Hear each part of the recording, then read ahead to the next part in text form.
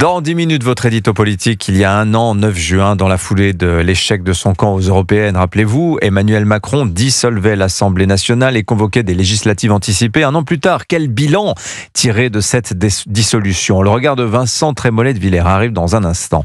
Le Club Culture d'Europe 1 Matin également, la série de la semaine. Avec vous, Héloïse Goua. Bonjour Héloïse. Bonjour tout le monde. Aujourd'hui, une série d'enquêtes britanniques assez géniale, comme souvent avec les Britanniques. Ça s'appelle Les Dossiers oubliés. Le livre du jour. Bonjour Nicolas Caro.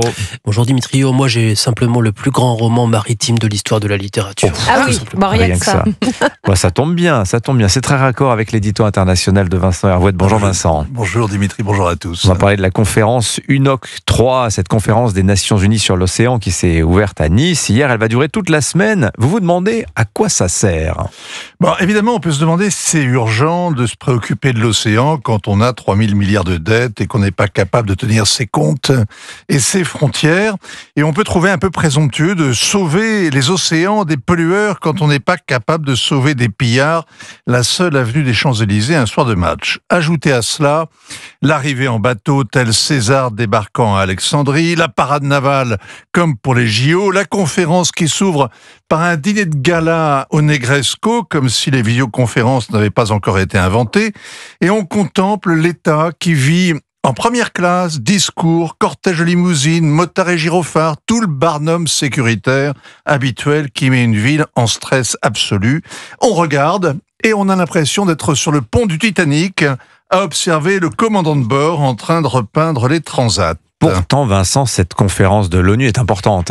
Mais tous les sommets onusiens traitent de sujets importants avec des gens très importants. En les suivant, on découvre que le mot sommet vient d'assommant, notamment en prétendant être historique, au lieu de chercher à être efficace. La COP21 a été une apothéose en la matière et la France peine depuis à honorer ses engagements en matière de lutte contre les émissions de gaz à effet de serre, et ça lui coûte d'ailleurs très cher. Nice est la 3e conférence UNOC, après New York et Lisbonne passées totalement inaperçues. Ça tombe bien qu'elle se tienne en France, parce que l'océan est notre horizon, notre trésor caché. La France a l'un des domaines maritimes les plus vastes au monde grâce à son outre-mer, et les Français sont un peuple de loups de mer, d'explorateurs, de navigatrices, de corsaires, de marins-pêcheurs, de peintres de marine. Préserver la biodiversité est un programme commun. Personne ne veut tuer la mer. Tout le monde voudrait faire des océans comme des sanctuaires.